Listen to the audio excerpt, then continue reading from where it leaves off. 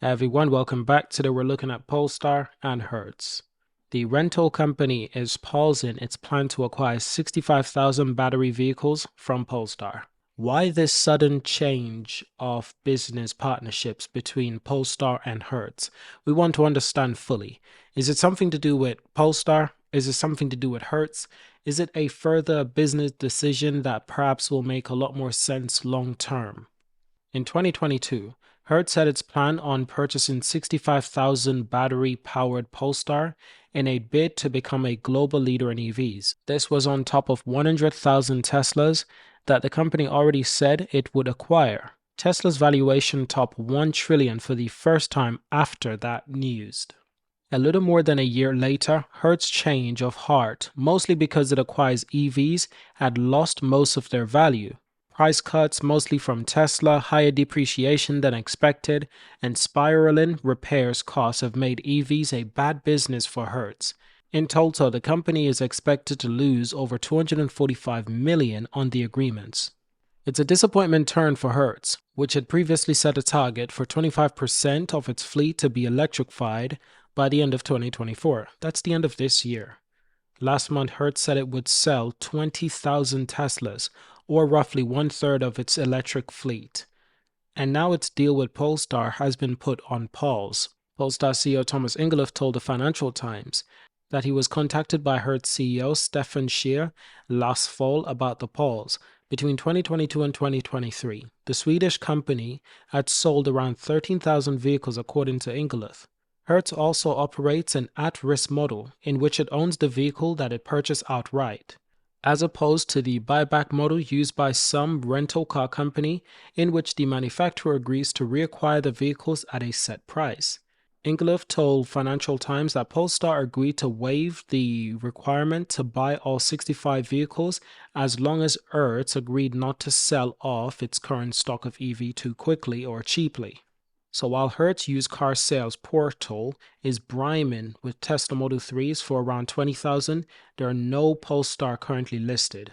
To be sure, EVs are still booming. Over 1 million plug-in vehicles were sold in the US in 2023, which is a new record, and the total shares of vehicles market is just under 8%, up from 6% in 2022, according to Kelley Blue Book. Now, the demand is a little softened than it was several years ago for EVs.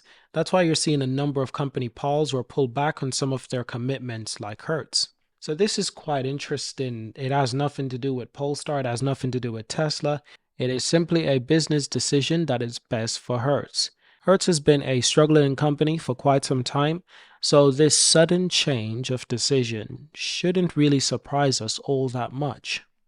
Now, here's some additional information that I did find on the Financial Times. It says that between Hertz and Polestar, both companies agreed that Hertz keep the car longer than a year. We will work with them, and we have the right to first refusal whenever they want to take them back out of the fleet, he said. This was a direct comment by the Polestar CEO Thomas Ingeloff. Now, Hertz, which reports earnings on Tuesday, declined to comment. There is a clear intention to restart large-scale sales to Hertz in the future, but the two companies would have to review at the time whether sales restart in early 2025, Ingeloff said. Now, Hertz's 2022 deal was seen as a sign that EVs were on the cusp of mainstream appeal, something that gives the rental group latest criticism of vehicles added weight. The group filed for bankruptcy in 2020 after a collapse in value of its fleet, when all travel halted in the early months of the pandemic. This was the start of the downfall for Hertz, but since then it has been complications after complications. And to be honest, one must question, does this company have suited leadership? Do they really have suited leadership? Because after they've filed for bankruptcy, there was some period of time that went by, and then there was a recovery. There was a sudden surge in the investment in Hertz, I believe. And that sort of saved the company temporarily. But you can see if they don't have the right leadership, things are not going to be in place. It is all well and said trying to make 25% of your fleet electric. But if it's not cost effective for the long-term brand reliability, you have to rethink that strategy.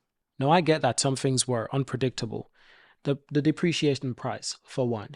Second-hand EVs are actually really affordable. I'm finding Polestar 2s in the UK with low mileage, less than 20,000 miles for 26 grand, 26,000 pounds. And perhaps 5, 6 years ago, that would have been unheard of. So pre-owned EVs, they depreciate a lot. And it's not just Polestar, it is Tesla too. Don't get me wrong, Teslas are rather good at holding their value. But I remember last year when I was looking for a car, I also saw Teslas, pre-owned Teslas, around 27, 28 grand. And I wasn't aware of the mileage, but I think the mileage might have been a lot more than 20,000 or 30,000. But nevertheless, my point is, Teslas do hold value a little bit better than Polestar, but you can see even Tesla do struggle with depreciation, especially for the Model 3. You notice in the article that I read, they didn't mention much about the Model Y. Rather, they said that the Model 3, Hertz is selling them off, but they didn't really mention the Model Y. The Model Y has been known to be the most valuable vehicle in the Tesla company right now. Out of all vehicles, they probably sell most Model Ys. And that was quite a surprise. It probably goes a little something like this: Model Y, Model 3, or probably the Model X, and then so on. But it seems that the market, not just the US market, but the European market is also shifting to the likeness of SUV. People are really starting to be convinced by SUVs that even if it's an extra 10,000, it seems like for them, sometimes it's like it's worth it. That extra space in the vehicle, it's more of a family vehicle, I guess. While the Model 3, you can clearly tell that vehicle, it can be a family vehicle. An SUV just has a little bit more, just a little bit more roominess. And maybe that's part of the appeal. Maybe that's why the Model Y is more valuable for customers. But also, I remember probably this was 2022. I remember talking to quite a few people, and they were basically saying after buying the Model 3, they realized that a lot of people actually value the Model Y a lot more. Tesla was actually struggling to sell the Model 3, which would make a lot of sense because what have Tesla done in the last couple of years? They have dropped prices of their vehicles by a lot. So Tesla didn't do Hertz any favor by dropping prices of their vehicle after selling Hertz vehicles at an increased price. And maybe they also sell Hertz vehicles at a lower price as well. But the dropping of price does not work. And I've spoken about this in other Polestar videos. This is why Polestar didn't want to sell vehicles at a reduced price. It makes the depreciation even worse. Polestar is already struggling with depreciation. Imagine if they were selling vehicles at a discount. They would struggle even more, to be honest. It would make the company, Hertz, even more disgruntled because it's like you're affecting our business by reducing the price of your vehicles. As they've stated, depreciation has affected them. Price cuts of vehicles has affected them. Amongst other stuff, of course, you got to consider repair costs. When an EV vehicle is damaged and the battery is damaged, it's almost like when an ICE car is damaged. Internal combustion engine car is damaged, but the engine is actually damaged. It's almost like it might as well you get a new car because just fixing it, you're going to need a new engine. For an electric car, you're going to need a new battery. It's no point even trying to repair. It's an entire workforce. And EVs are already known to be expensive. The batteries alone are one of the biggest selling. It's one of the most expensive parts of the car, if not the most expensive, of course. And repairing it is just even more complicated. It's still new technology, and repairing it is just difficult. Now, with a company like NIO, they have swappable batteries.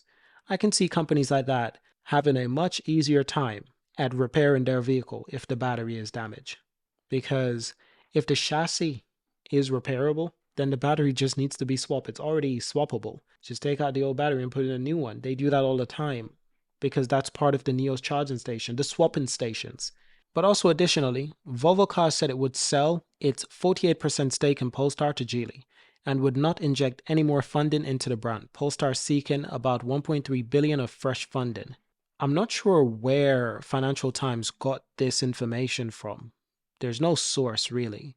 Based on the information I read from Polestar, Volvo didn't say they sell all the 48%. They say they would look at transitioning the majority of their share ownership.